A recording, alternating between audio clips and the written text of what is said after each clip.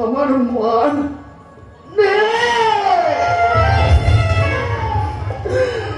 আমার সান্ত্বনার শেষ ছায়াটুকু সরে গেল।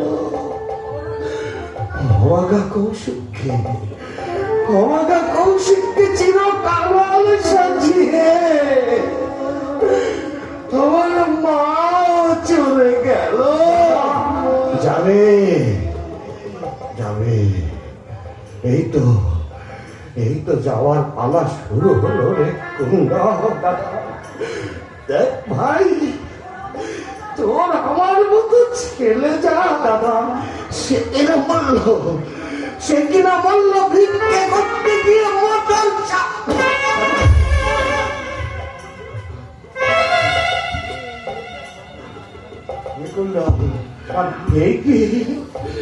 এই কি আমাদের কাছে আমার মায়ের পাওনা ছিল? বাবা ও সজল, আর কেউ তোমাকে দাদু ভাই বলে ডাকবে না গো বাবা। আর কেউ তোমাকে রূপকথার গল্প বলে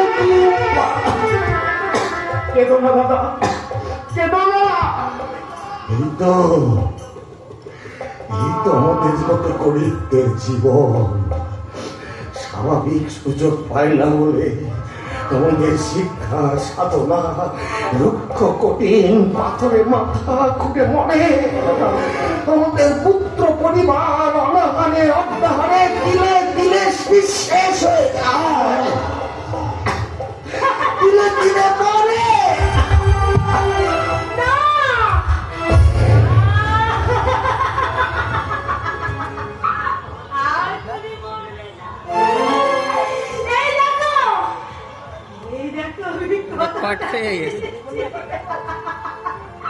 এবার দেখো জম তোমাকে কেমন করে আমার কাছ থেকে কেড়ে নিয়ে যায়। জানো মা, ঠাকুরমা মটর চাপা করে মারা গেছে।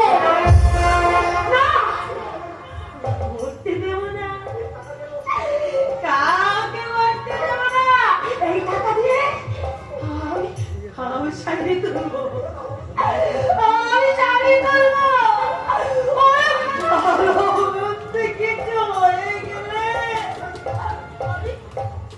আমি কোথায় গেলাম? আমার না বলো দুধের ছেলেটা, আমার না বলো দুধের ছেলে। কি করতে হবে?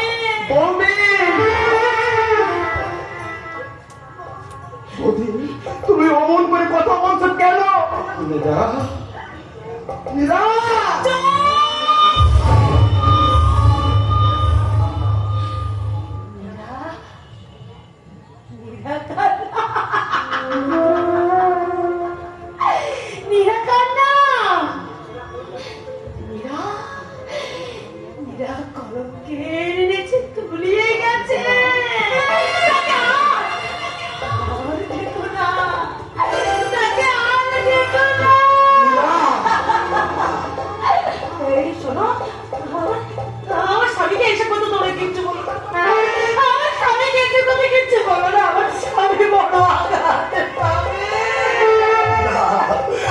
তুমি কি পাগল হয়ে গেলে? তুমি আমাকে বিশ্বাস করো,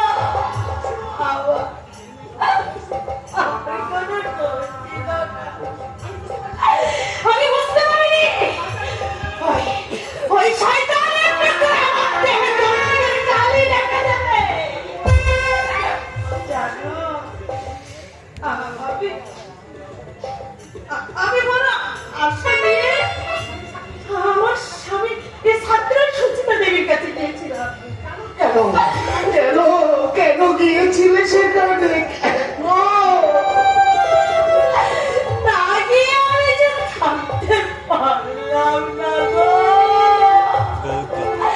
আমার স্বামীর যে ভয়ানক অসুখ, বহু ভাগ্যে আমি অমন স্বামী পেয়েছি। তোমরা জানো আমার স্বামী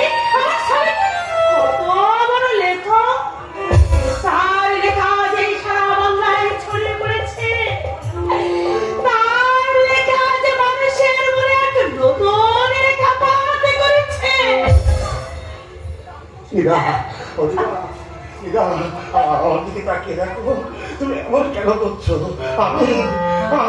আমি তোমার স্বামী, আমাকে তুমি চিনতে পারছো না? আমি চিনেছি, আমি চিনেছি, তুমি সেই শয়তান প্রদোষ চৌধুরী। আমি তোমাদের পাইনি, আমি তোমাদের পাইনি। আমি টাকা চাই না, আমি টাকা চাই না। আমাকে তুমি অপরাধ দাও, আমাকে একটা করে কলঙ্কের গায়ে রক্তি দিও না।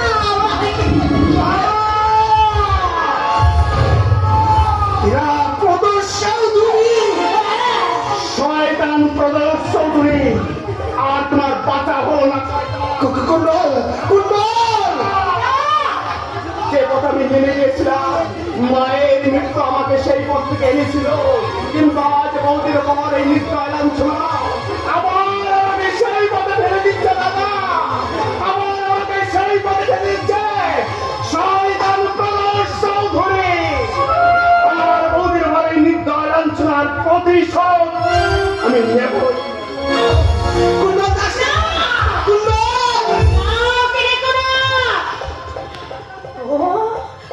আমার স্বামী চলে ডাক্তার আনতে যাচ্ছে, কিন্তু বিরাট টাকাই তো ডাক্তার। এই টাকাগুলো নিয়ে আমিও যাই, এই টাকাগুলো নিয়ে আমিও যাই। ডাক্তার বাবু, ডাক্তার বাবু, আমার স্বামীকে ছেড়ে দিন আমাকে। ইরা, ইরা,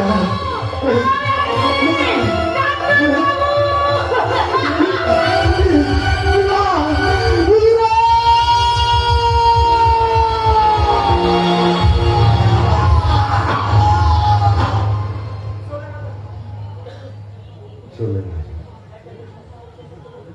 একে একে সবাই তোমরা চলে গেলে, সবাই মা কোথায় চলে গেল বাবা? চিরদিনের মতো অন্ধকারে হারিয়ে গেল রে বাবা। এবার এবার আমিও যাব। মা আর কবে আসবে বাবা? আসবে না, আসবে না রে মানিক, তোর মার কোনদিন আসবে না রে বাবা। তবে আমি কার কাছে থাকবো? তাই তো, তুমি কার কাছে থাকবে বাবা? কৌশিকের অস্তিত্ব আমি কার কাছে করছি তা রেখে যাবো, আমি কার কাছে বাবা বাবা, সময় বড্ড দ্রুত বেগে শেষ হয়ে যাচ্ছে। আমি বাবা, বাবা, আমার হাত ধরে তুমি একটু নিয়ে যেতে পারবে না? তোমাকে একটা নিশ্চিন্ত আশ্রয় রেখে যেতে না পারলে আমি আমি আমি যে পরে গিয়েও শান্তি পাবো না বাবা। তুমি কোথায় যাবে বাবা? আমি